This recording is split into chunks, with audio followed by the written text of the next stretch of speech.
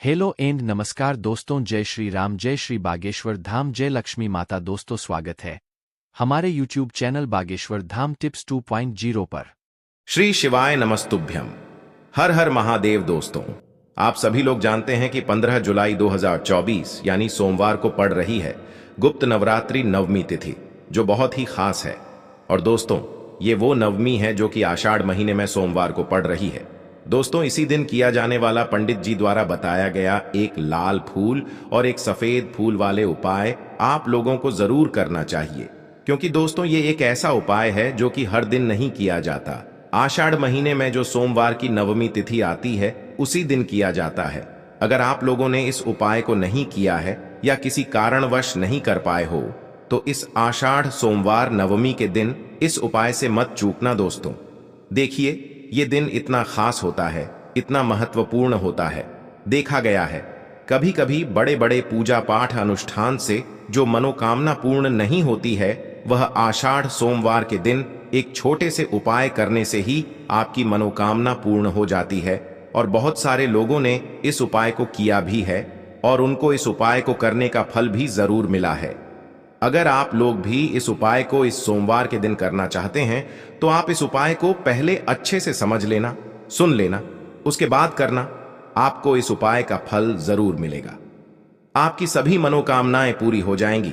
दोस्तों, हम आपको यहां पर बता दें कि यह जो एक लाल फूल और एक सफेद फूल वाले उपाय है, ये उपाय पंडित जी ने अपनी अभी की सीहोर की कथा में ही बताया है। और इस उपाय को करने से आपके घर में चाहे किसी भी प्रकार की दुख और समस्या क्यों ना चल रही हो, आपको उसका कारण भी नहीं पता है कि भाई ये समस्या किस कारण से चल रही है। उसका कुछ भी कारण हो सकता है, जैसे पितृदोष हो सकता है, काल सर्प दोष हो सकता है, या किसी भी तरह का मंगल दोष भी हो सकता है। और भी बहुत तरह के दोष होते हैं, कुछ भी हो सकता है। पर आपको इस उपाय को करने के लिए अपने दोष को पता लगाने की भी जरूरत नहीं है। आपके घर में किस कारण से इतनी दुख और परेशानी आ रही है, वह भी आपको पता लगाने की जरूरत नहीं है। बस सोमवार को गुप्त नवरात्रि नवमी के दिन इस उपाय को कर लेना है, क्योंकि इसी एकमात्र उपाय को करने से आपके पूरे घर परिवार में सुख और शांति हो जाएगी। आपके घर में अच्छे अच्छे काम होने लगेंगे। आपकी जो भी मनोकामना होगी वह भी धीरे धीरे करके पूर्ण होना शुरू हो जाएंगी। अब हम समझते हैं इस एक लाल फूल और एक सफेद फूल वाले उपाय को आपको करना कैसे है, किसको करना है, किस समय करना है और कैसे करना है। देखो, उपाय बिल्कुल आसान है, बस समझने वाली बात है। ध्यान से समझिए, उसके बाद ही आप लोग जो है इस उपाय को जरूर कीजिएगा। सबसे पहली चीज हम लोग ये समझते हैं कि इस एक लाल फूल और एक सफेद फूल वाले उपाय को इस आने वाली सोमवार नवमी के दिन किसको करना है। तो देखिए, इस उपाय को घर के सभी सदस्यों को करने की बिल्कुल भी जरूरत नहीं है। घर में से कोई एक मुख्य बड़ा सदस्य ही इस उपाय को करेगा, तो उस घर परिवार के सभी सदस्यों को इस उपाय को करने का फल मिल जाएगा। पर वो बड़ा सदस्य कौन होगा, कौन व्यक्ति इस उपाय को करेगा? तो यहां पर देखिए, हम आपको बता दें, घर की जो बड़ी माताएं बहनें होंगी, घर की बड़ी माताओं बहनों में से कोई भी एक माता बहन इस वाले उपाय को कर सकती है अपने पूरे घर परिवार के लिए। घर में सभी सदस्यों को इस उपाय को करने की जरूरत नहीं है। मात्र घर की जो बड़ी माताएं बहनें हैं, उनमें से कोई भी एक माता बहन इस वाले उपाय को करेगी तो उसके घर परिवार के पूरे सदस्यों को इस उपाय का फल मिलेगा। अगर किसी कारणवश माताएं बहनें घर में उपस्थित ना हो या वो इस उपाय को ना कर रही हो, कुछ दिक्कत हो, तो भाई उस जगह पर फिर घर का कोई बड़ा व्यक्ति भी इस उपाय को कर सकता है। माताओं बहनों के कहने का मतलब ये था कि माताएं बहनें घर की लक्ष्मी होती है। जब घर की लक्ष्मी कोई उपाय करती है तो निश्चित ही भगवान शिव जी बहुत जल्दी प्रसन्न होते हैं और उपाय का फल में बहुत जल्दी और बहुत बड़ा करके भी यहां पर देते हैं। तो आप लोग ये बात समझ गए होंगे। अब हम ये बात समझते हैं कि इस वाले उपाय को हमें करना किस समय है। एक लाल फूल और एक सफेद फूल वाले उपाय को हमें नवमी के दिन करना किस समय है। तो देखिए, इस उपाय को करने का जो समय है, सुबह का समय भी है और शाम का समय भी है। अब देखिए, यहां पर हम मुख्य रूप से सुबह का समय नहीं बोलेंगे, क्योंकि देखिए ये जो नवमी तिथि है और आप सभी लोग जानते हैं सोमवार नवमी के दिन का प्रदोष काल का मतलब शाम का जो समय होता है ना, इस दिन भगवान शिव जी का सबसे प्रिय दिन होता है। तो आप लोग इस एक लाल फूल, एक सफेद फूल वाले उपाय को सुबह के समय भी कर सकते हो और शाम के समय प्रदोष काल में भी कर सकते हो। सुबह के समय अगर कर रहे हो तो 10 या फिर 11 बजे तक भी अगर उपाय करोगे तो भी आपको उपाय का फल मिलेगा। वही अगर शाम के समय कर रहे हो तो इस दिन जरूर शाम के समय का ध्यान रखना कि शाम के 6 बजे से लेकर 7 बजे के बीच में अगर आप इस उपाय को कर सकते हो तो बिल्कुल कर लेना, पूरी कोशिश करना। पर अगर किसी कारणवश इस समय के बीच में ना कर पाओ तो रात 8 बजे तक भी अगर आप उपाय को करोगे तो आपको उपाय का फल जरूर मिलेगा। ये बात आपको समझ आ गई कि आप इस उपाय को सुबह और शाम दोनों समय कर सकते हो। मतलब करना आपको एक ही समय है, घर में से किसी एक ही बड़े व्यक्ति को करना है, पर एक ही बार इस उपाय को करना है, दोनों समय नहीं करना है। आपको जो समय अच्छा लगे आप उस समय पर इस वाले उपाय को कर सकते हैं। तो चलिए जानते हैं इन विशेष उपायों के बारे में। लेकिन उससे पहले जो भी मेरे भाई मेरी प्यारी बहनें आज चैनल पर पहली बार आए हैं या मेरी आवाज आज पहली बार सुन रहे हैं, अगर आप भी महादेव के सच्चे भक्त हैं तो वीडियो को लाइक और चैनल को सब्सक्राइब जरूर कर लें और कमेंट बॉक्स में लिखें हर हर महादेव। देखो, अब सबसे महत्वपूर्ण बात आती है कि इस उपाय को हमें करना किस लिए है। जैसा कि हमने अभी आपसे बोला कि इस उपाय को करने के बाद आपके जीवन में बहुत सारी खुशियां आएंगी, आपकी मनोकामनाएं पूर्ण होंगी, आपकी धन की समस्या दूर होगी, आपकी पैसों की समस्या दूर होगी। अब देखिए, अगर आप लोग सोच रहे हो कि भाई हमें अपना घर बनाना है पर घर बनाने के लिए पैसा नहीं है, हमें गाड़ी लेना है पर गाड़ी लेने के लिए पैसा नहीं है, हमें जमीन लेना है पर जमीन लेने के लिए पैसों की कमी पड़ी डीडीएच रही है।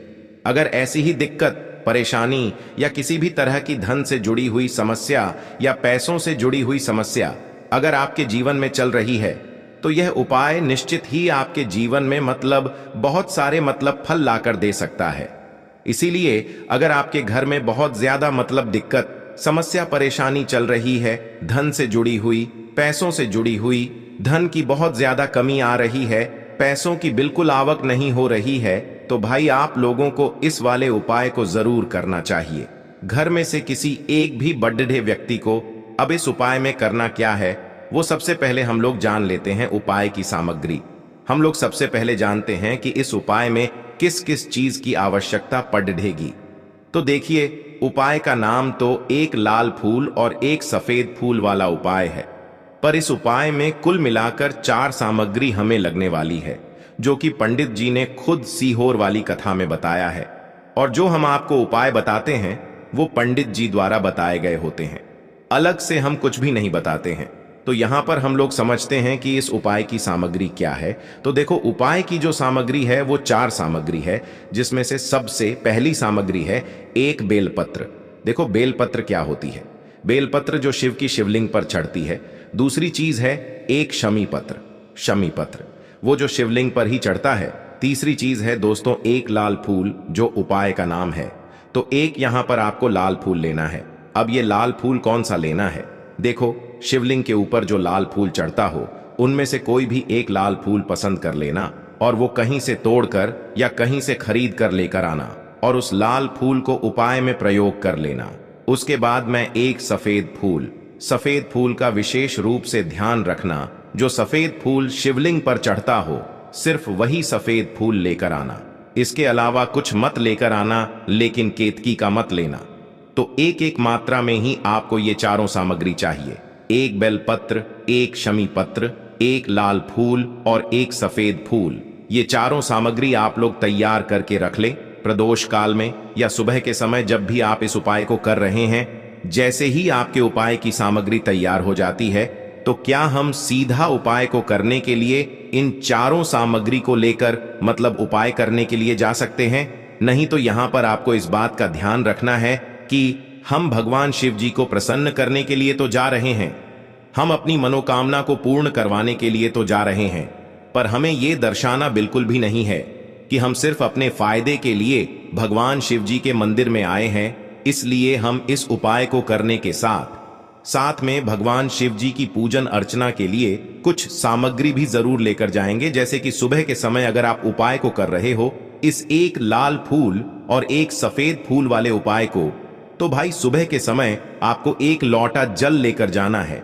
जो लोग प्रतिदिन शिव जी के मंदिर जाते हैं, पूजन अर्चना करते हैं, जल चढ़ाते हैं, फूल बेल पत्र सब कुछ चढ़ाते हैं, भाई वो अपनी पूजन अर्चना वैसी की वैसी ही करना। बाकी जो सिर्फ उपाय को करने के लिए जा रहा है, जो कुछ भी लेकर नहीं जा रहा है, उसे कम से कम एक लौटा जल अपने घर से जरूर भरकर लेकर जाना। अगर आप उपाय को कर रहे हो, है ना, क्योंकि इस वाले उपाय को आप भगवान शिव जी की पूजन अर्चना करने के बाद ही करना। वहीं अगर बात करें शाम के समय की, अगर कोई व्यक्ति शाम के समय प्रदोष काल में इस वाले उपाय को कर रहा है, तो भाई आपको मात्र एक घी का दीपक तैयार करना है। ये बात हम हमेशा बोलते हैं, शाम के समय प्रदोष काल में कोई कर रहे हो ना, तो दीपक का विशेष महत्व होता है। सोमवार नवमी के दिन का प्रदोष काल में जो भी व्यक्ति दीपक जलाता है ना भगवान शिव जी के मंदिर में, भाई उसके जीवन से सारी दुख और परेशानियां भी दूर होती हैं। तो भाई इस दिन दीपक का विशेष रूप से ध्यान रखना आप लोग। अगर आप इस उपाय को शाम के समय प्रदोष काल में कर रहे हो, है ना, ये जो दीपक आप लोग लोगे ये आटे का लोगे। जो आटा आप गूंद दोगे उसके अंदर कुछ भी मत डालना, मात्र सादा आटा लगाकर उसे तैयार कर लेना और एक मीडियम साइज का दीपक तैयार कर लेना। वो दीपक न ज्यादा छोटा हो न ज्यादा बड़ा हो, है ना। उसके बाद में दीपक आपका तैयार हो जाए तो इसके अंदर जो बत्ती रखोगे वो गोल बत्ती रखोगे। देखो गोल बत्ती भी दो तरह की होगी, एक बाजार की और एक घर वाली। तो कोशिश करना अपने घर में जो रुई रखी हुई है उस रुई से आप लोग एक गोल बत्ती अपने ही हाथों से बनाओ। उपाय का फल अच्छा मिलता है, भगवान शिव जी जल्दी प्रसन्न होते हैं। जब हम किसी भी उपाय को अपने हाथों से परिश्रम करके तैयार करते हैं तो आपको उस दीपक के अंदर एक गोल बत्ती रख देनी है। इसके अंदर जो चीज आप लोग डालोगे वो डालोगे। शुद्ध देसी गाय का घी, इस बात का विशेष रूप से ध्यान रखना, शुद्ध देसी गाय का घी ही डालना है, तेल वगैरह नहीं। आज के दिन तो मत डालना, सोमवार नवमी के दिन, क्योंकि भगवान शिव जी का सबसे प्रिय दिन और प्रिय समय पर हम लोग इस वाले उपाय को कर रहे हैं। तो थोड़ा सा शुद्ध देशी गाय का घी इतना डालना कि वो दीपक कुछ समय तक चल सके ना। बाजार वाला मिलावटी घी डालना, न भैंस का घी डालना। शुद्ध देसी गाय का घी आपको ढूंढने में थोड़ी मतलब मेहनत लगेगी और महंगा भी मिलेगा, पर गाय के घी से भगवान शिव जी प्रसन्न होते हैं और उसी शुद्ध देशी गाय की घी से घर में बरकत भी बनी रहती है और हमारे घर में सुख शांति भी बनी रहती है। इसलिए इस शुद्ध देशी गाय का घी को अपने घर में हमेशा रखा करो। वो भगवान शिव जी के कार्यों में भी उपयोग में आता है और उपायों में भी हम लोग प्रयोग कर सकते हैं। तो यहां पर आपकी सारी तैयारियां हो चुकी हैं। उपाय को करते समय शुद्धता का विशेष रूप से ध्यान रखिएगा। सुबह कर रहे हो तो भाई सुबह तो आपको स्नान करना ही करना है। बाकी शाम को कर रहे हो तो शाम को मात्र हाथ मुंह धोकर भी आप लोग इस वाले उपाय को कर सकते हो। कोई दिक्कत वाली बात नहीं है भाई। उपाय की पूरी सामग्री तैयार करके और पूजन सामग्री लेकर आपको भगवान शिव जी के मंदिर पहुंचना है, जो आपके घर के पास में हो, जहां पर शिवलिंग विराजित हो, शिवालय हो, वहां पर आप लोगों को पहुंचना है। और जैसे ही आप भगवान शिव जी के मंदिर में पहुंचते हो, वहां जाकर ही उपाय शुरू नहीं करना है। पहले आपको भगवान शिव जी की पूजन अर्चना करना है। पूजन अर्चना कैसे करोगे? सुबह के समय गए हो तो एक लोटा जल वगैरह जो भी पूजन सामग्री लेकर गए हो, उससे पहले पूजन सामग्री आप लोग मतलब पूजन भगवान शिव जी की कर लो। जो व्यक्ति सिर्फ एक लोटा जल लेकर गए हैं वो शिव जी की शिवलिंग पर मात्र एक लोटा जल एक धारा से धीरे धीरे करके चढ़ा लो, है ना। अपनी पूजन अर्चना आप लोग जो हैं पूरी कर लो पहले।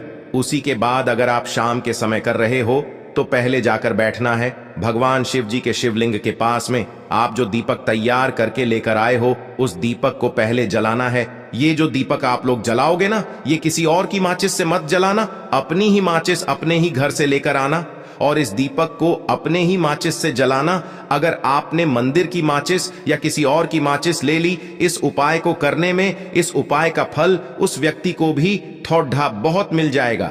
इस बात का ध्यान रखना, अपने घर से अपनी ही माचिस लेकर जाना और इस दीपक को जलाना। दीपक को जलाने के बाद भगवान शिव जी की शिवलिंग के पास में रख देना। शिवलिंग के इतना पास में मत रखना कि भगवान शिव जी को आंच लगे। थोड़ी सी दूरी बनाकर ही जो है इस दीपक को शिवलिंग के पास में आप लोग रख दीजिएगा। अब जैसे ही आपकी पूजन अर्चना हो जाती है भगवान शिव जी के शिवलिंग के सामने या आसपास कहीं पर भी बैठ जाइए उपाय को करने के लिए। और उपाय को करने से पहले आप लोग अपनी वह चारों पूजन सामग्री निकाल लीजिए। उपाय की जो सामग्री है वो निकाल लीजिए और भगवान शिव जी के शिवलिंग के ऊपर एक माता अशोक सुंदरी जी का स्थान देख लीजिए। माता अशोक सुंदर जी का जो स्थान होता है वो जलाधारी के ऊपर होता है, जलाधारी के बिल्कुल बीचों बीच में होता है। आप लोगों ने देखा भी होगा शिवलिंग की जलाधारी होती है। जलाधारी के बिल्कुल बीचों बीच का जो स्थान होगा वो माता अशोक सुंदर जी का स्थान होगा, क्योंकि यहीं पर हमें ये जो है उपाय को करना है।